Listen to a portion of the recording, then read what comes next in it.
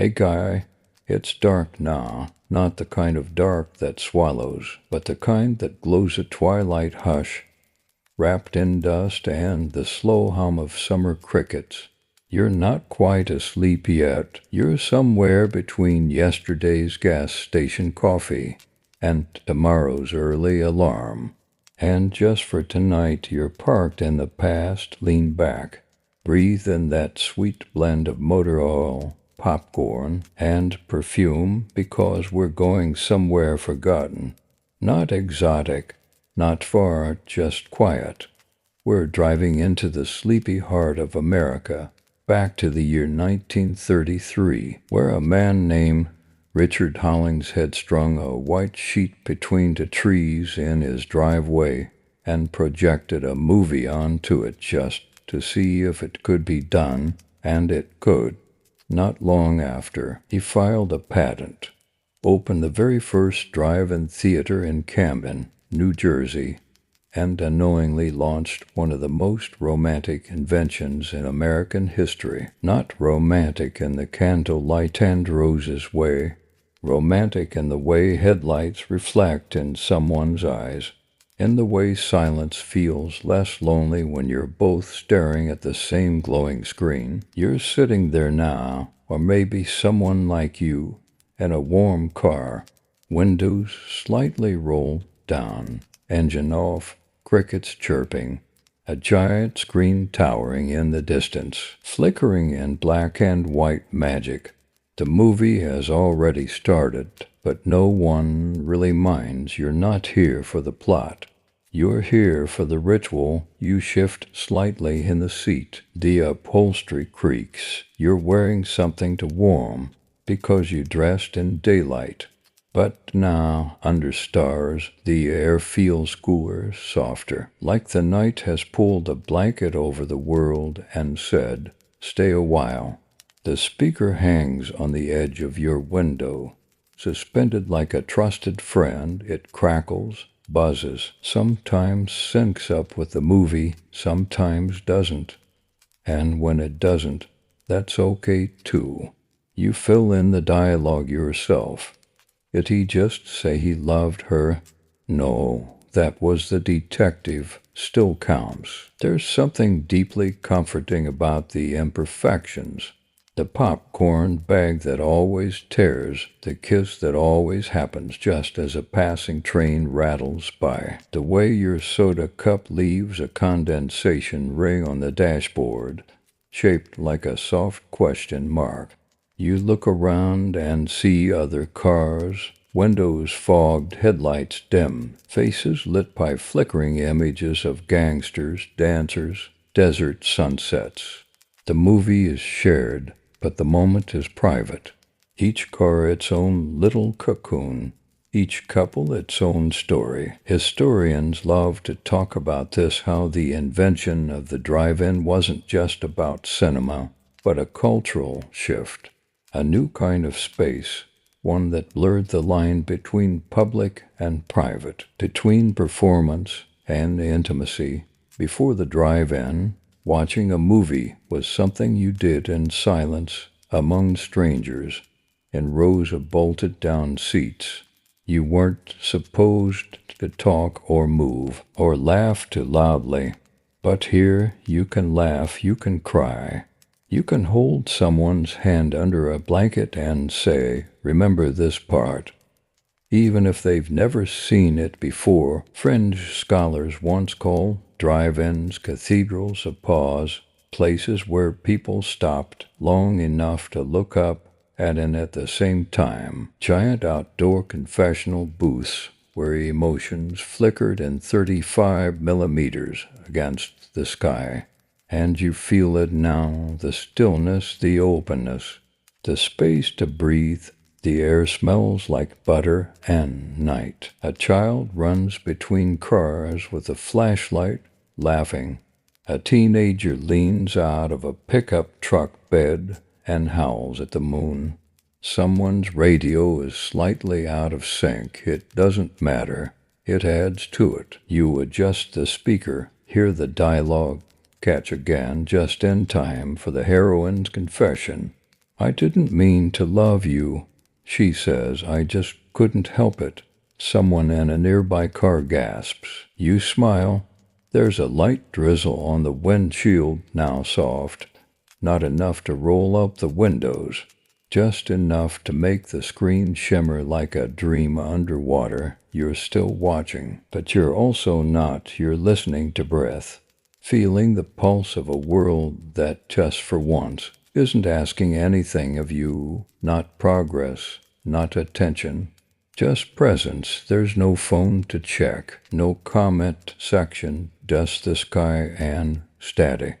And someone's hand resting near yours on the center console, not quite touching but close enough that it counts. Later, you'll stay long after the credits roll, because that's how it works. No one rushes away from a drive-in. You wait. You watch the other cars leave in slow procession, taillights blinking like sleepy fireflies. And when the screen finally goes dark, and the crickets start up again, and the smell of spilled soda fades into mist, you'll start the car. But you won't leave just yet. You'll sit in the hum. And in that hum, the drive-in theater, this little patch of gravel, and longing will whisper to you. You were here, you felt something. That's enough. You didn't need to be in love to feel it. That was the magic of the drive-in. It created love stories, even if you arrived alone or angry, or with someone who didn't really want to be there. It made space for silence between people. And then, gently, it filled that silence with the soft static of a speaker, and a screen as wide as your doubts. Tonight, you're back again. Maybe it's 1956, or maybe it's last week. Doesn't matter. You're parked just right, second row, good angle, far enough from the snack bar to not smell burnt pretzels, but close enough to read the hand-painted chili dogs to for 1-inch sign. The car's windows are open 2 inches on either side, enough for breeze, not bugs. The sun has just dipped behind the tree line. The screen is already glowing with pre-feature slides. Try our nachos.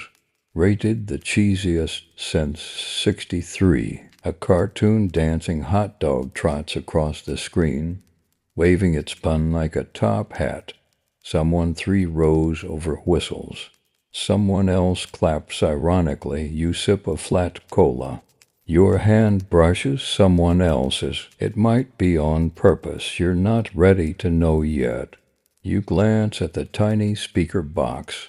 Knock clamp to your half-lowered window like an old friend with no concept of personal space. Its cord swings a little in the wind. You give it a soft tap. It hums, still alive. These speakers weren't high fidelity, no bass, no stereo, but they carried something different. Intimacy. The dialogue came right into your car, close to your ears, your thoughts. Every line of the film passed through your shared air.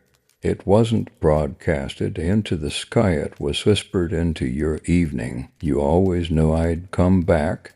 Did the actor say it to the heroine? Or did the voice say it to you? You settle into the bench seat. Maybe you've tucked a blanket around your legs. Maybe you've kicked your shoes off. Someone to rose over is playing a guitar badly. No one stops them. The film starts. The screen flickers. The first scene is somewhere out west. Sunset. Wide hats. A close-up of dusty boots. You're not watching the movie as much as you're watching how everyone else watches it. It's a kind of communion, not religious, exactly, but sacred in its own dusty, flickering way. Fringe sociologists once called drive-ins vehicles of shared imagination. They said the car was a mobile living room, and the parking lot was a stage, and everyone brought their own hopes. Maybe they were right. Maybe that's why people came back, week after week. Even when they'd already seen the film, even when they knew how it ended, you shift your gaze to the car beside you, to teenagers in varsity jackets and curlers. Her feet are on the dash. He's trying not to look too interested in her hair. The movie plays.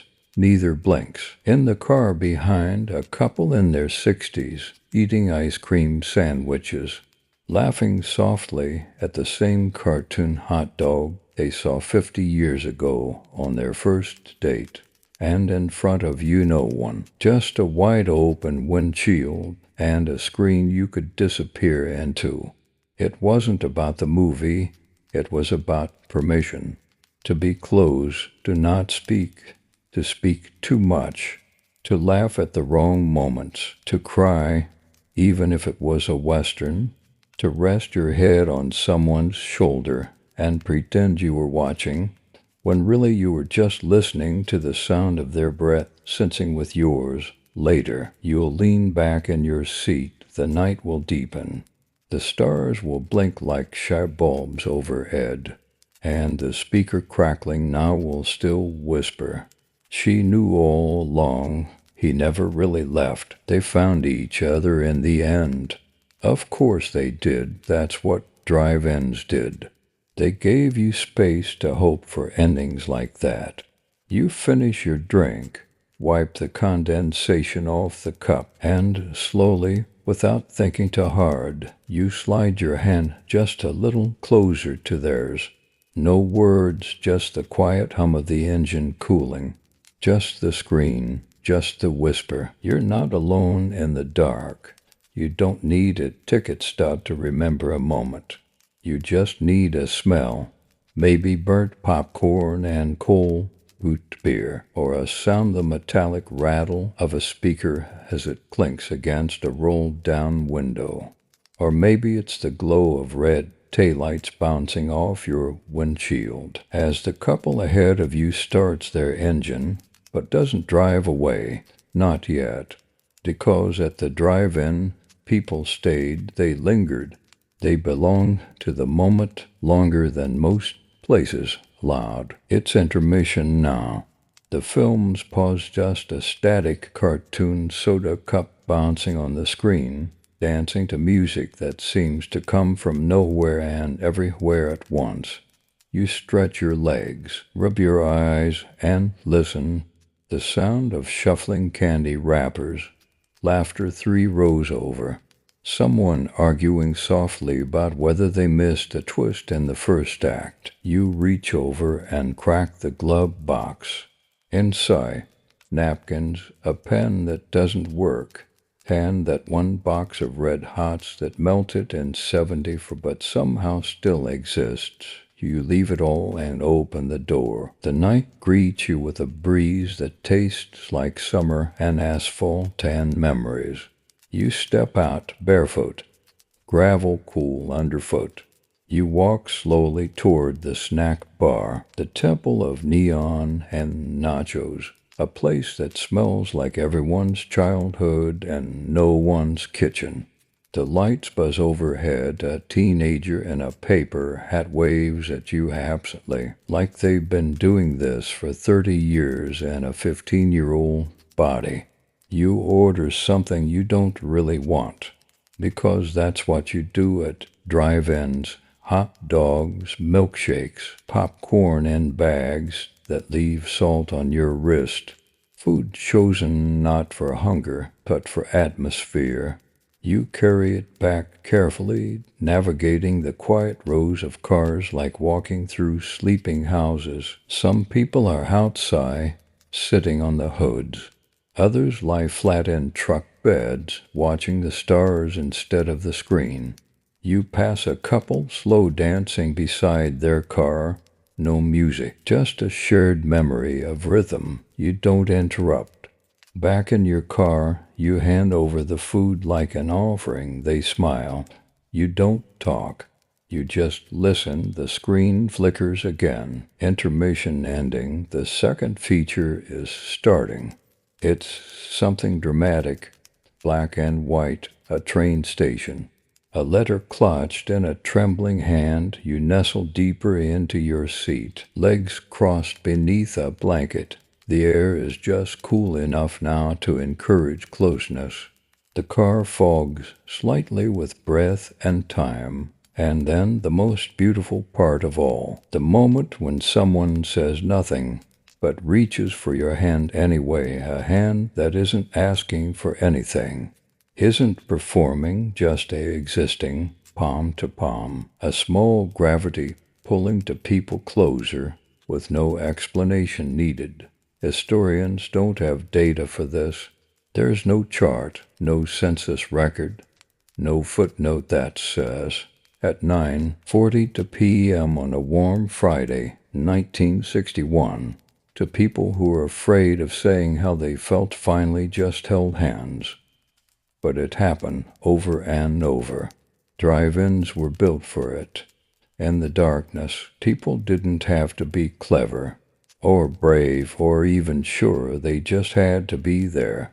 And the screen kept playing, even when hearts cracked open, even when tears fell silently into shirt collars, even when two people realized for the first time that they were safe in this little parked sanctuary of chrome and cloth and whispers. You adjust the speaker, it fuzzes slightly, then clears. I loved you from the start, the character says.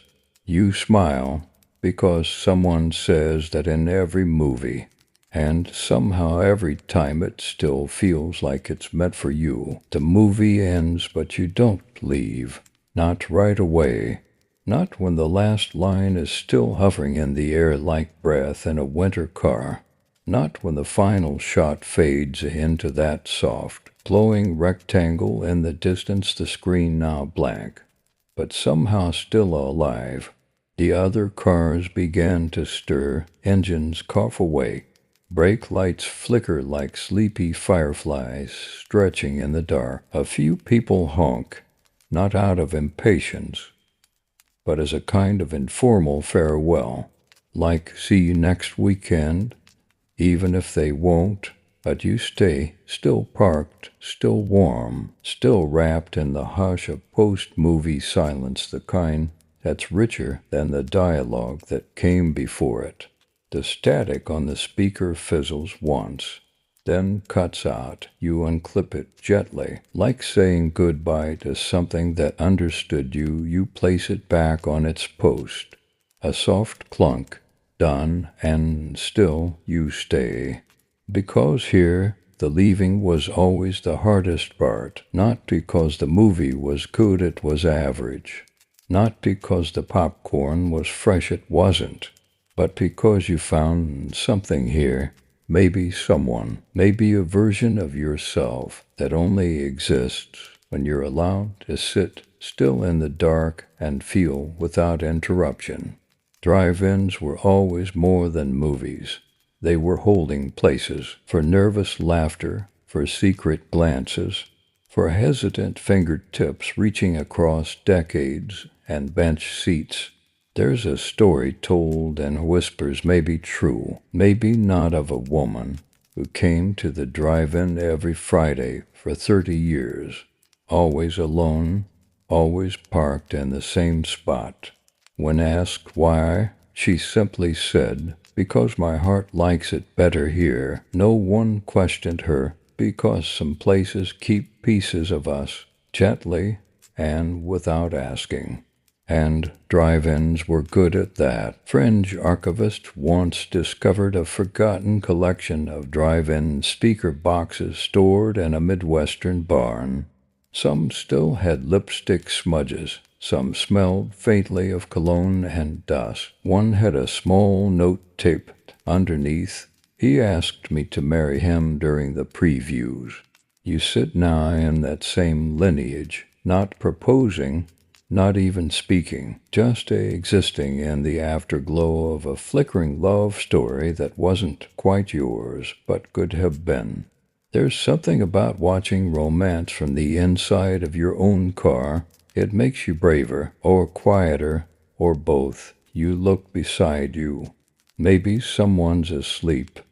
Maybe someone's smiling. Maybe it's just the ghost of a smile you once wore, drifting across the dashboard and settling into the upholstery. Either way, you don't move yet, you watch the screen. Now pale gray, blank, but not empty. It's a canvas of memory now. You can still see the silhouettes, the soft outline of the couple from the second act. The moment he almost left, the way she stayed. The line you whispered back to yourself under your breath. Just tell me you'll wait. You said it with her. Maybe to no one, maybe to yourself. Outside, the snack bar turns off its sign. The last of the gravel crunches under tires. Even the stars feel farther away. But here, in this parked hush, something remains, not the plot, not the ending, but the permission to feel something real. To admit you wanted more, to sit in a car with a blanket over your legs and the night outside and realize you're not alone, not really, because drive-ins, more than anything, whispered this one truth again and again. Under every movie, under every kiss, beneath every laugh that cracked through the speaker fuzz. You're safe here, you can love quietly. You can stay just a little longer, so you do, you stay. And the screen, though silent, says thank you. It's midnight now, and the lot has mostly emptied. The dust has settled, the laughter is fading into memory. A moth flutters near the old speaker pole, drawn to something that's no longer lit, but still warm. Even the gravel seems to exhale, as if relieved the cars are gone, as if it, too, needs rest. But you linger, because this is the part no one writes about. Not the movie, not the kiss, not the popcorn. This is the after, the part where everything is done, but nothing feels over. You crack your window a little more and listen. Not for voices, there are none. Just the soft sound of cooling metal, the trees rustling in the distance, and the subtle creak of your own seat as you lean back just a little further. Above, the stars have finally shown up. During the feature, they'd hidden behind twilight, but now they scatter freely, bold and blinking, uncaring that their audience has dwindled to one. You watch them through the windshield, their reflection caught faintly in the glass layered over your own. In the background, the giant white screen still looms blank, now a massive canvas stretched across sky and memory. It looks both massive and gentle, like an old sheet drying in the wind. You wonder what it's seen over the years, how many eyes it's reflected, how many lovers, how many loners, how many first dates, final goodbyes, unexpected silences. There's a story there, hundreds, maybe thousands, but it never tells them, it just listens. Fringe preservationists once described drive-in screens as monuments to impermanence. They were never meant to last. Wood warps, paint fades, sound systems rot, but somehow, even in ruin, they hold. Even the abandoned lots feel like they're still waiting for someone to press play, and tonight, you understand why. You glance at the dashboard clock, time is passing, you let it. You lean sideways, cheek resting against the door frame. The upholstery is sun-faded, familiar. This car isn't new. It smells like you. It smells like time. And it's held so many of your quiet moments without asking questions. Kind of like the drive-in. You close your eyes briefly, not to sleep, just to listen better. Somewhere in the distance, a frog chirps, or maybe it's an old wire humming faintly in the speaker post beside you. The ghost of all the movies ever shown here buzz faintly beneath the static. I'll be back, Here's looking at you. You complete me. So many declarations, shouted into night air by actors on flickering screens. And somehow it all felt real. You remember being younger, watching scenes unfold through fogged glass and crossed fingers, wanting something like that. Or maybe just something. You didn't know what it was yet, just that you wanted to feel something deeply, quietly together, and here that was allowed. No spotlight, no crowd, just two people and the shared permission to be soft in the dark. The blanket on your lap shifts slightly, you adjust it. A small gesture no one sees, but it feels meaningful, like tucking in a part of yourself that's ready to rest. Because maybe that's what the drive-in always did best, held space for you to be sentimental without shame, too long without logic, to watch a love story and believe, even for a night, that something like that could find you too. You sigh, the kind of sigh that holds both gratitude and melancholy. The kind that sounds like good night. You start the engine, slowly, softly. The headlights come on, but only briefly. You turn them off again. The lot is quiet, but in the rearview mirror, the screen still glows. Not with a movie, not with light, with memory. And maybe that's enough. Maybe it always was. The gravel crunches beneath your tires as you finally begin to roll forward slow, like a goodbye you're not quite ready to say. Not dramatic, no wheel spin, just deliberate, like a sigh with wheels. As you pass the screen still blank, still towering, you glance up one last time. And for a second, just a second, you see it. Not an image, not a scene from the movie, but a flicker, a flash of headlights from 1972, a lipstick kiss on a fog window, a voice whispering, "This is my favorite part." Even though you've never heard it before, it's the past, replaying itself softly in the empty glow, and it's still whispering. Drive-ins were never silent, not really, even when the speakers crackled out, even when the lot was empty, even now, in the age of streaming and algorithms and personal screens pressed inches from our eyes, they still whisper. Not in Dolby, not in HD, but in memory, in dust, in intimacy, because these weren't just parking lots with screens. They were confessionals, theaters of becoming. They were places where people came not just to watch, but to change, and they did. First kisses, breakups softened by flickering dialogue, hands held during horror films. Whole lives proposed in the silence between two features. There are couples out there whose children exist because the people went to a double feature and didn't feel like going home.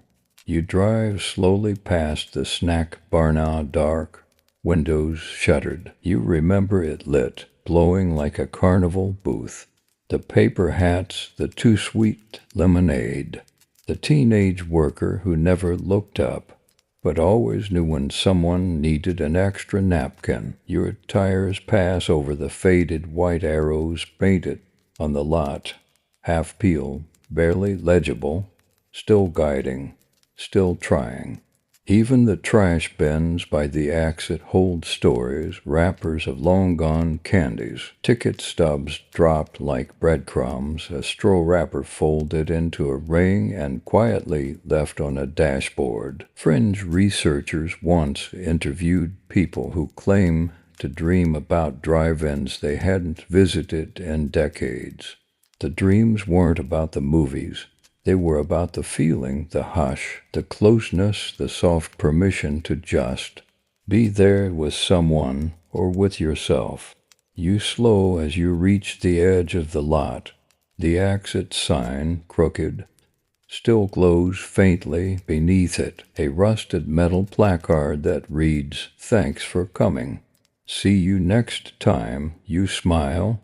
That phrase cheesy, dated exactly right, because that's what drive-ins always promised, that there would be a next time.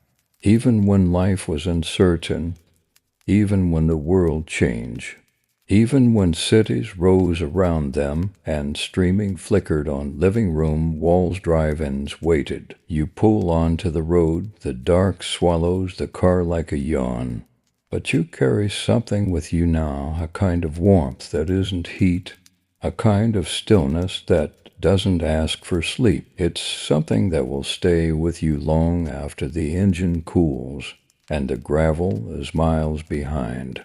A whisper tucked somewhere between your ribs and your rearview mirror. It says you were seen, you were held, you belonged, you stayed a little longer, and it mattered. The miles pass, but part of you is still back there. Second row, speaker box, half a soda, a slow smile you weren't expecting, and the screen, still blank, still glowing, still waiting for someone to fall in love. Even if it's just with the moment, sometimes you catch yourself reaching for that feeling. Not the movie, not the moment, but the in-between. That stretch of time when you were parked beneath a sky that didn't expect anything from you, just you. A blanket over your legs and a screen that glowed like a window to someone else's dream. You might be standing in your kitchen now, or scrolling through news, or walking through a parking lot at dusk, and suddenly, without warning, you feel it. The hush, the warm rustle of fabric on vinyl seats, the faint clink of a speaker being unhooked, the way a hand would hover, then finally rest on yours. And in that moment, you remember, drive-in theaters didn't show stories. They held them, your own stories, the ones that never made it to the screen. Fringe historians sometimes refer to these memories as emotional phantoms. They linger, not haunting, not hurting, just present. They show up in odd places, a breeze that smells like popcorn oil and cut grass, a faint scratch of static on the radio, a certain song that plays and immediately fills your ribs with something unnameable but familiar. And when they arrive, you don't explain them, you just go with it. You let the world fade out for a second, and you picture yourself there again, maybe in a different car this time, a different seat, a different decade. The same soft ritual. The couple to cars over who were arguing during the previews are now silent, leaning into each other. The guy behind you keeps laughing too hard, but it's kind of contagious. Someone's headlights flash twice by accident and everyone groans but then chuckles. No harm done. Even the snack bar slide stutters slightly on screen. Hot buttered popcorn, then again, hot buttered popcorn, as if it's not sure you heard it the first time. You miss that certainty, that small, flickering universe where everything loops back again, where endings are soft, where second features give you a reason to linger longer than you should. Because sometimes you don't want the night to end just yet. And drive-ins understood that. They were one of the few places built to slow time. Inside the car, you could pause, you could breathe, you could forget who you were expected to be and instead become who you almost were, almost brave enough to speak first, almost ready to let go, almost in love with someone, or with just ... being there. Back home now, maybe years later, you open a drawer and find an old movie ticket, a button from a drive-in speaker, a folded note with a name you don't remember writing. You hold it between your fingers and it vibrates with static from the past, and you know you were there. You whispered to someone in the dark, Or maybe the dark whispered to you, "You mattered, you're still here. You were warm once and wanted." You tuck the note back, you breathe, and for a moment you can still smell the gravel and the bubble gum, still feel the screen flickering in your chest, still hear the words. Coming next week, a story you'll never forget. They weren't wrong. You never did. There's something sacred about the second feature. By the time it rolls around, the air has shifted, the snack bar is closed, the soda is warm. The crowd has thinned not because they didn't care, but because they didn't plan to stay. But you're still here, still nestled in the hum of your car, blanket wrapped around your knees, socked feet prop on the dashboard, breath fogging gently on the glass. There's no rush now. The world outside the lot has gone quiet, and inside, the projector flickers back to life like an old friend who doesn't knock, just lets themselves in.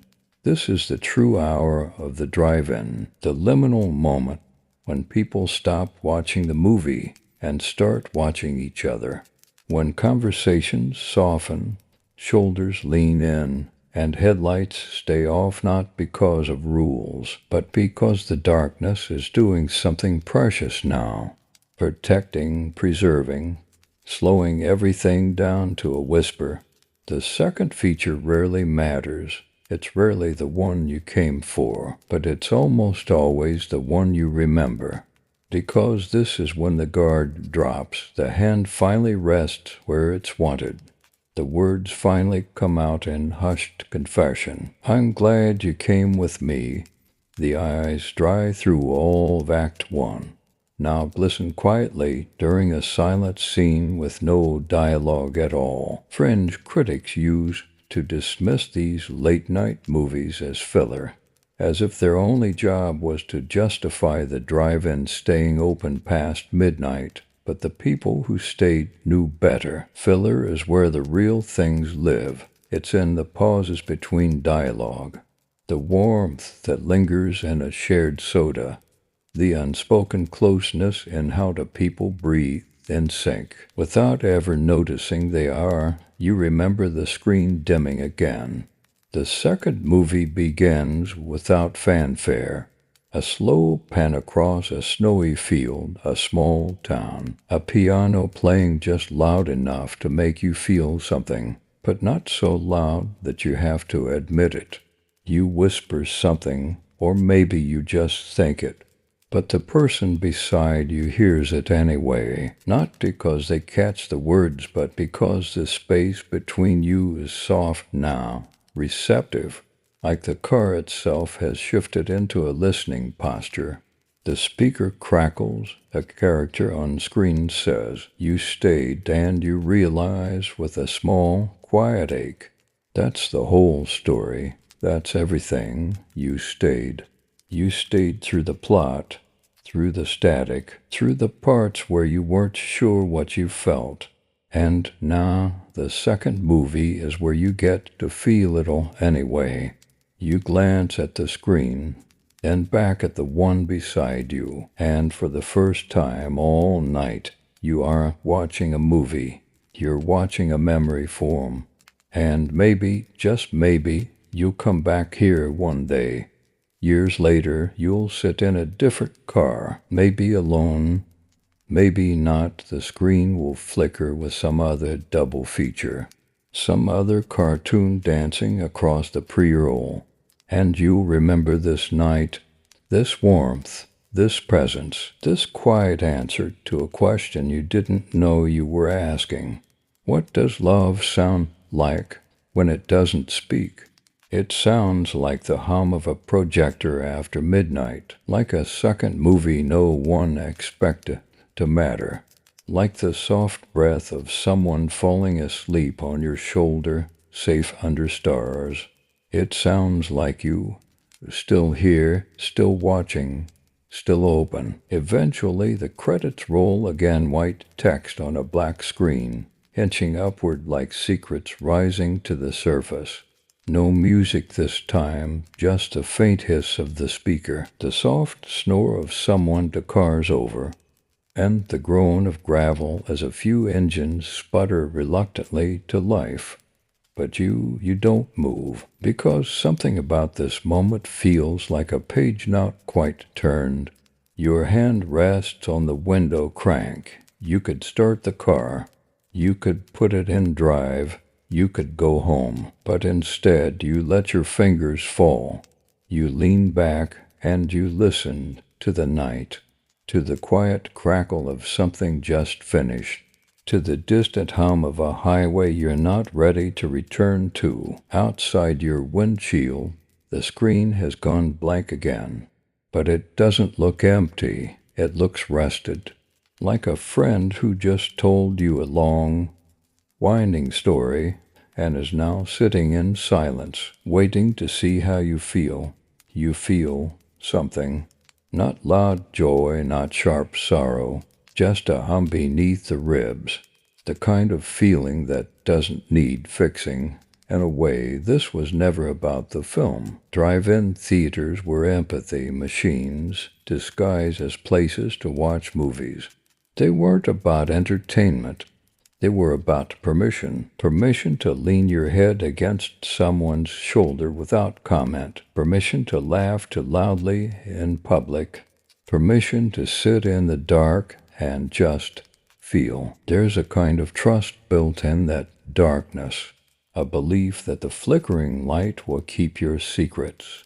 That the night will fold itself gently around your worries and let you be human for a while. Fringe researchers once called drive-ins places where Americans practice vulnerability, a curious phrase. But maybe they were onto something, because here, in a car with the windows cracked and the screen gone dim, you didn't have to perform. You didn't have to impress. You just had to show up with popcorn, with silence, with hope. You stretch your legs out, the blanket still warm from where it was tucked under your knees. You wrap it around your shoulders, now not for warmth, but for closure. The couple in the next car over slowly packs up. One of them yawns. The other gently tosses a soda cup into a paper bag. Their laughter is hushed now. Not because it's late, but because the spell hasn't quite broken yet. You glance in your rearview mirror. Most of the lot is empty. A few cars remain, like holdouts in a church after the final hymn, like people who aren't done grieving, or maybe aren't done believing. You're one of them. You rest your hand on the steering wheel. The keys are already in the ignition. But you don't turn them. Instead, you glance back up at the screen. It's blank, but your mind fills it anyway. A single hand reaching out in black and white, a porch light flicking on, a kiss that didn't solve anything but said enough. You smile, because the drive-in didn't give you answers. It gave you space to ask the question. You crack the window just a little more. Let the cool night brush your cheek, tan just before you finally start the car. You whisper to no one in particular, and maybe to yourself. Good night, screen. Thanks for waiting. The gravel stirs beneath your tires. But the hush, it stays with you.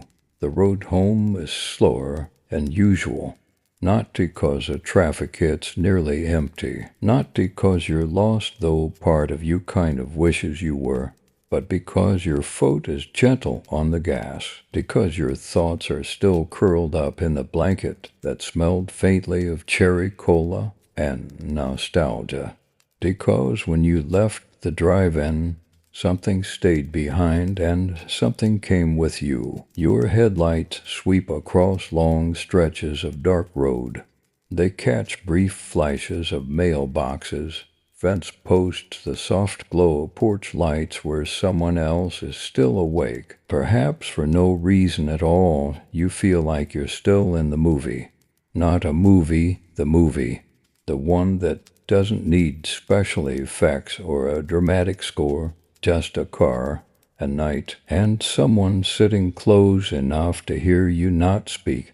Fringe filmmakers sometimes said drive-ins taught people how to fall in love with the spaces between things, between lines of dialogue, between one car and the next, between knowing and simply being.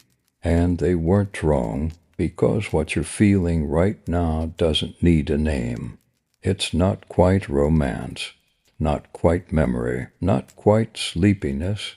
It's something tender and weightless, like warm fog drifting over a windshield, like knowing that, for just a little while, you belonged exactly where you were. You make a slow turn onto your street. The street lights look different now, smaller somehow, as if the screen from the drive-in spoiled you for size, for softness, for sincerity. You pull into the driveway, turn the key, the engine exhales. You sit for a moment longer, hands on the steering wheel. The house ahead is dark, but not unfriendly. The porch light flickers once, then steadies, a quiet welcome. Still, you wait, because leaving the car would mean the night is truly over, and you're not quite ready for that. Instead, you open the glove compartment. Inside, a few old receipts, a mint that's lost its wrapper, and one drive-in speaker adapter you forgot to return years ago, back when they swish to FM transmitters, and that the old speaker poles rust. You run your thumb along the metal. It hums silently, still carrying voices, in a way. You remember one night in particular, late summer, Mosquitoes, a movie that made you cry even though it was about a robot. The person beside you wiped their eyes and said, "Let's never miss the second feature again." You didn't, not once. You tucked the adapter back in the glove box. Close it with care, then slowly you step out of the car. The air feels like the last few pages of a novel, cool, clear, and reluctant, and you walk toward the house, keys jingling, gravel soft underfoot. And just before you open the door, you look up one last time. The stars are still there, the same ones that blinked above the drive-in screen, the same ones that flickered when the projector started, the same ones that have watched a million parked cars and unspoken goodbyes. You whisper to them because they're still listening. Thanks for the show, and you go inside. Inside the house, the quiet feels heavier. Not sad, just dot, dot, dot still. No screen flickering, no soda fizzing, no gravel murmuring under tires. Just your footsteps, soft against the floor, the faint creak of a door closing behind you, the echo of your own thoughts in a room that hasn't seen you all day. You set your keys on the counter. They clink once louder than expected. You pause. It's not that you don't like home. You do. It's safe, familiar, but tonight the air feels a little to straight edge. The walls to square, the ceiling to close. Out there, in the car, at the drive-in, you felt held by the sky, by the moment, by something old and glowing that didn't ask anything of you except that you stay a little longer. You put on the kettle, not because you need tea, but because boiling water has a rhythm to it, a routine, like adjusting the speaker, like unwrapping candy in the dark, like letting a scene play out even when you already know the ending. You take out a mug, the one with the little crack along the handle that you keep meaning to glue. You smile at it. Cracks are okay. The drive-in had plenty. Cracked pavement, flickering bulbs, speakers that buzzed like old bees, but that's what made it tender. You didn't fix the imperfections, you sat with them. You pour the water, wrap your hands around the mug, and head to the window. Outside, the driveway is still warm from the engine. The car sits quietly. You can almost see your breath on the windshield from earlier, a ghost of a moment, still exhaling. You think about how many people are home now just like you, sitting with a drink, remembering a smile in the dark, hearing an old line from a movie echo faintly in the back of their thoughts. Drive-ins weren't just about first kisses and milkshakes and scratchy speakers. They were mirrors, not perfect ones, not clean, but why? Silvered reflections of who we were when we let ourselves just feel. The kettle clicks off behind you, too late. You already have what you need. You go to the drawer, and there it is, the envelope. Inside, 3 old ticket stubs, a slightly crumpled cartoon hot dog flyer from the snack bar, and a note written years ago, folded for times, the paper soft from handling. You open it gently. It just says, "Save me a space, second ra." You close your eyes. For a moment, you're back there, the sky wide, the blanket shared, the speaker humming something halfway between music and breath. The screen glows behind your eyelids. You take a sip of tea. The warmth goes deep, deeper than caffeine. Back at the drive-in, the last staff member has locked up. The snack bar lights flicker out. The screen goes fully black. But the lot stays, the poles stay. The ghosts stay, they wait, because someone someday will pull in again. Maybe by accident, maybe on purpose, maybe looking for nothing more than quiet. And the gravel will greet them, and the screen will whisper, "You're just in time." You put the note back in the envelope. You fold it, you smile, and somewhere between the sip and the sigh, you realize you're not waiting for another movie. You're waiting for a moment like that to come again, and it will. You wake up the next morning with the faintest scent of popcorn still in your hair. Strange, maybe, you didn't eat that much, but scent, like memory, tends to linger longer than reason, especially when it's tied to something sacred, something soft, something shared in the dark. The sun filters through the blinds now, casting thin golden stripes across your floor. It feels brighter than usual, not harsh, just honest. You sit up slowly, cup of lukewarm tea still on the bedside table. The blanket slips off your shoulder, your socks are mismatched. You smile. That feels right, because today you carry something different. Not heavy, not painful, just hollowed out in a good way. Like a jar that held something beautiful and now holds only its scent. Last night happened, and it mattered.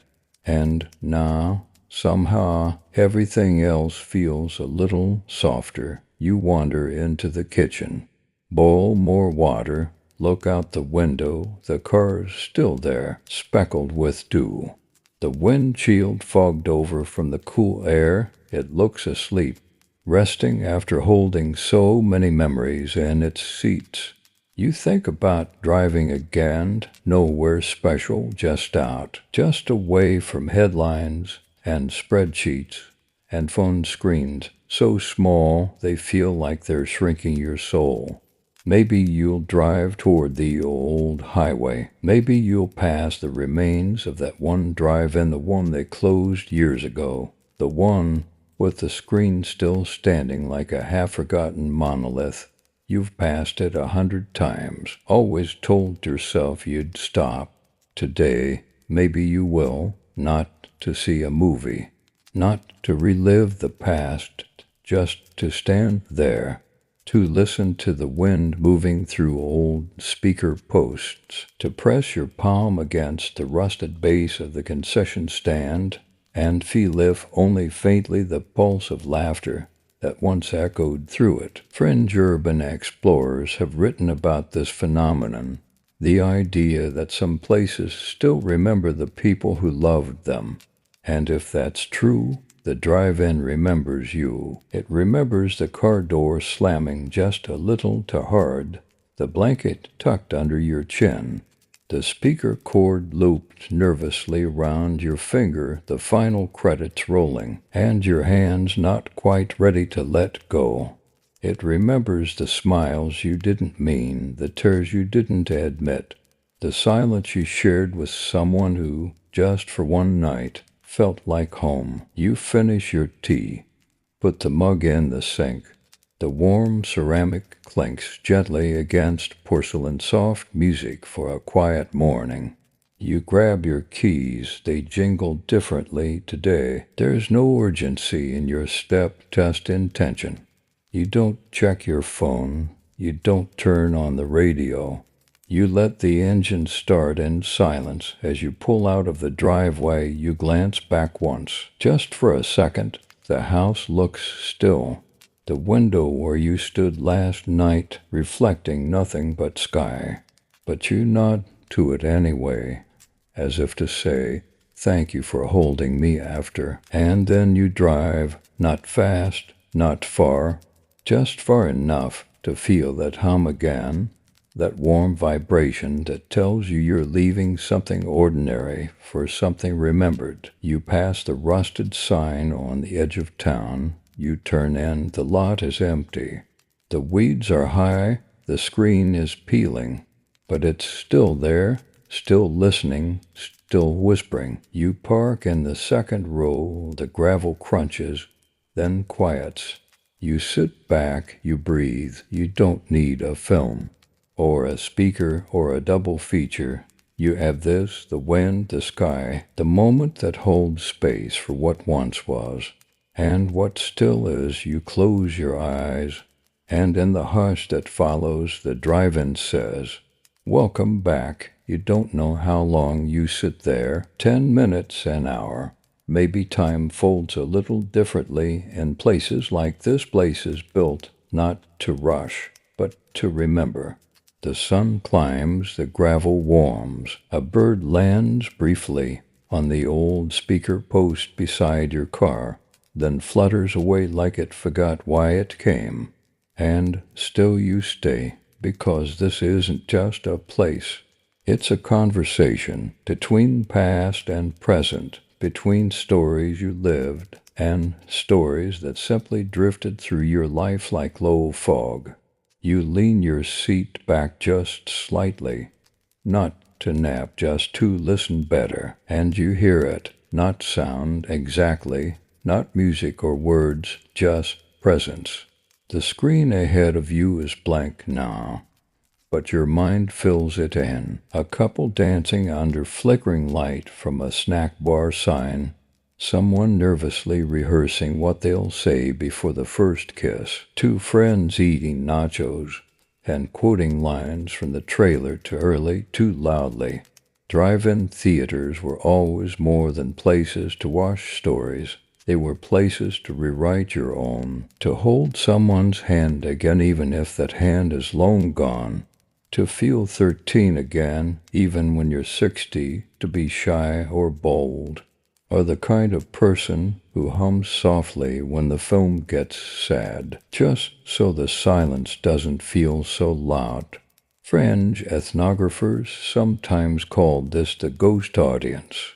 Not the haunting kind, but the kind made of memories that stay in the chairs or cars. Long after the people have left, you look around the lot.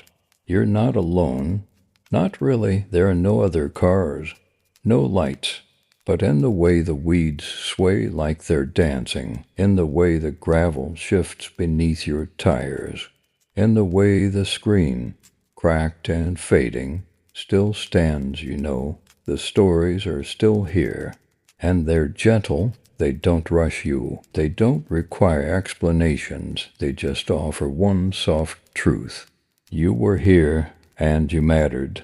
You reach into the glove box again, pull out a notebook, the same one that's followed you through a dozen apartments and 3 jobs and a few near misses with love. You write something. It's not profound. It's not even finished, but it's yours, a fragment, a sentence, a whisper of what it felt like to be here, to return, to feel something old wrap itself around your ribs and hold you without squeezing. You tear the page gently, get out of the car. The ground crunches beneath your shoes. You walk to the old wooden fence near the front of the lot, the one with name scratched into it, Templars T 1982. Chanel was here. Drive-ins forever. You tuck your note between the planks. Let the wind read it if it wants. You don't need a reply. You just needed to say it. You head back to the car. The wind picks up slightly. The trees at the edge of the property murmur like someone clearing their throat before they speak. But no one does. The silence here is complete and kind. You sit behind the wheel again. You start the car, but before you leave, you roll down the window and glance at the screen one more time. Just once, and though it says nothing, it glows. Still, you drive home without music, not because you forgot your phone's right there, half charged, waiting to fill the silence, but today, you don't want to fill it. You want to let it echo, let it breathe, let it carry all that hush the drive-in gave you.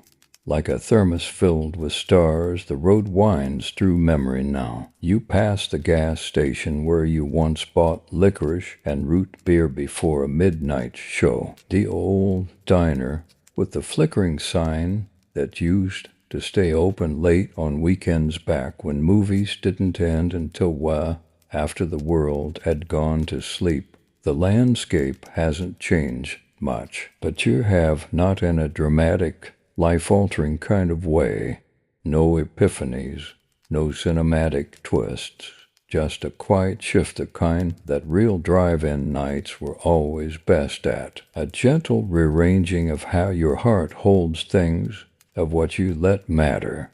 You take the long way home, not on purpose. Just because your hands decide it's too early for the driveway. You pass neighborhoods where porch lights flicker on in the late afternoon, people walking dogs, sprinklers ticking, life continuing, unaware of the flickering film still running in your chest. Fringe poets, because of course there are fringe poets, for drive-ins once wrote that the drive-in is not a destination, but a delay, a chosen slowness, a refusal to move forward at the world's pace. You understand that now you pull into your driveway eventually. The sun is low again, almost the same golden hue it was when last night began. You sit for a while in the parked car. You run your fingers across the fabric of the seat. Same upholstery, same keys in the ignition, same radio that still buzzes faintly with static when it's searching for something that doesn't exist anymore. But you are different, just a little. You step out, stretch, breathe. You notice the dust on the bumper, the faint outlines of where your blanket folded over the back seat. A tiny, melted gumdrop wedge under the passenger mat from last summer. You laugh. These are the things that last. Inside, the house smells of lavender and wood. You move slowly, like someone returning from something more than a day trip. You open the drawer, pull out the envelope again. This time, you add something new. A small gravel pebble from the lot, a candy wrapper with faded color. The page you tucked into the fence, you copied it before you left. You press it flat inside the envelope, then seal it. Not for safekeeping, for keeping soft things soft. And then you tuck it away, not to be found tomorrow or next week. but maybe someday, when you need to remember that you can still feel something without turning it into a post, without making it efficient or productive or shareable. Just held, you turn off the lights, climb into bed, pull the covers up, and in the dark, you whisper half out loud, half in memory. Second row, just like the note said. And just before sleep folds over you, soft and slow, you hear it. Not a sound exactly, but a feeling, the screen, still blank, still glowing, still waiting for someone like you, and now you rest. Not because the story is finished, but because you've carried it long enough for tonight. The cars have all gone home, the gravel has settled. The screen stands still beneath a quilt of stars, waiting patiently for someone to sit beneath it again. Somewhere a speaker still hums faintly, tuned to no station, but still holding the memory of voices that whispered things they were too shy to say aloud. You pull the covers around your shoulders.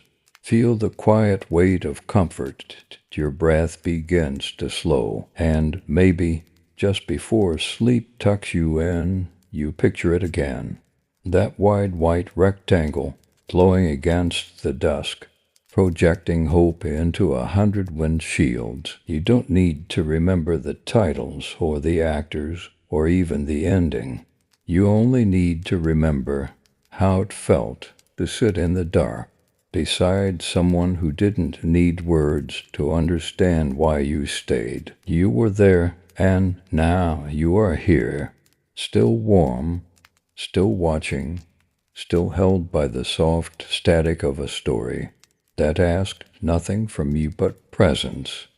So let the night play its final reel. Let your thoughts fade to black slowly, gently, like credits rolling on a film you didn't want to end. The drive-in is quiet now, but the whisper lingers. You are loved in the dark. You can stay as long as you need. Good night.